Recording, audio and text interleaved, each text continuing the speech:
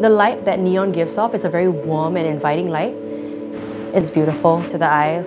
It is something that makes me feel things. 你好，我是凯欣，我今年29岁，我是一个霓虹艺术家。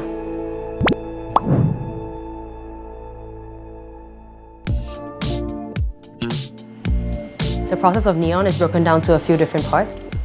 The first part is the bending of the glass, where we turn on the fire and then we burn the glass and bend the glass into the patterns that we want. 福凯欣是本地仅有的霓虹创作者。霓虹制作过程充满挑战，但他却乐在其中。We have to put the gas in, so we connect the electrodes. And then the next part, putting the gas in, that's called the bombarding process, where we kind of create a vacuum. And in that vacuum, we then put in argon gas to give neon lights that color. And after that is done, we seal up the light and connect it to wires, and there we go. We have a neon light that's all lit up. 福凯欣第一次发现霓虹的美是在美国。One thing that I realized in the US was that a lot of bars and a lot of restaurants actually still kept all these vintage neon signs, which I loved. 福凯欣自小就喜欢艺术，就读大学时甚至曾考虑修读相关课程。不过后来还是很实际地选择攻读商科。大学毕业后，福凯欣从事了6年的市场营销工作。一次，他偶然在网上看到澳大利亚有一个为期3天的霓虹艺术课程，便跃跃欲试，请假飞去上课。那次的初体验让他对霓虹艺术欲罢不能。之后，他再度出国深造，前往人生地不熟的台湾，拜著名霓虹艺术家黄顺乐为师。He only speaks Mandarin. That's why I kind of contemplated for a while before I took the leap of faith. At his workshop, I just learned the basics of neon, understanding the craft from start to end. He taught me how to do like outdoor installation in an acrylic box, what other ways in which we can like conceal the wires, even voltage, even things like understanding how to calculate how much electricity is going to use.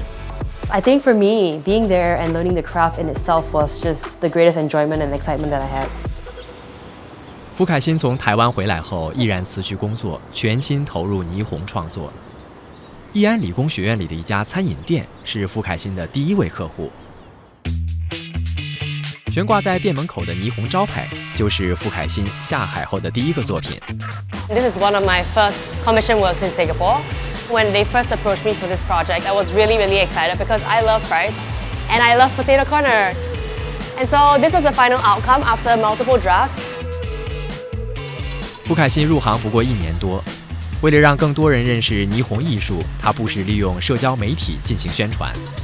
I think one thing that I've done to try to revive this craft is really using social media as a way to educate more people about the beauty of neon. I still get a lot of people asking me what's the difference between neon and LED. Or they just tell me like, oh, you're the girl that does LED. And I'm like, well, actually, no, I don't do LED. I do traditional glass neon. I think every single person that comes into contact with my video, if they take the time to understand the craft, appreciate the craft, that's like one more person that appreciates the craft in our generation. 在本地，全职从事艺术并不容易。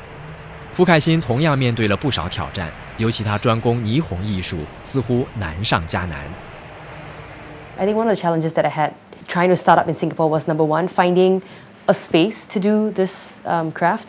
I wasn't able to do anything because I didn't have a local base.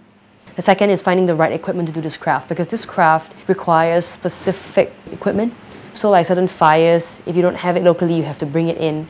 And shipping glass works, you know, it can be tricky, it can be expensive. So because of that shipping cost, a lot of the works I was not able to do. 幸好他遇到了一位乐于助人的前辈，才有个创作的空间。Hello. 这么有空。He's also a former neon maker, and that's why I'm able to kind of pursue this craft because he has the right equipment and the right space to make this happen. Me and him have a very good relationship because he's very supportive and I'm like very creative. So if you put these two things together, you get two people that's very invested in doing new things together. 他很肯学，这行不是这么多人在做，新加坡500-600万人口，我看只有他一个而已。这个要有耐性，要一直重复。你要懂得控制那个玻璃那个软度，烧那个过程。我对他感到肯定是自豪啦，因为是我教出来的嘛。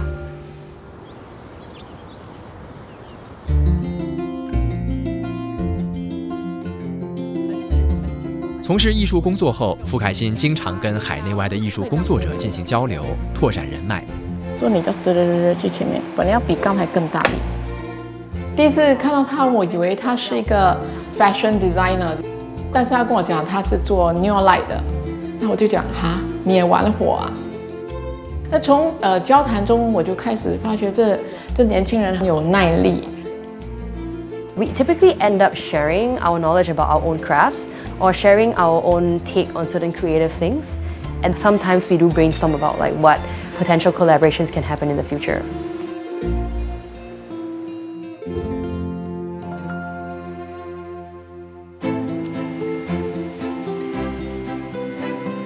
将兴趣变成事业，傅凯欣不知道接下来能走多远，走多久，但是他会让心里的火继续燃烧，为理想继续奋斗。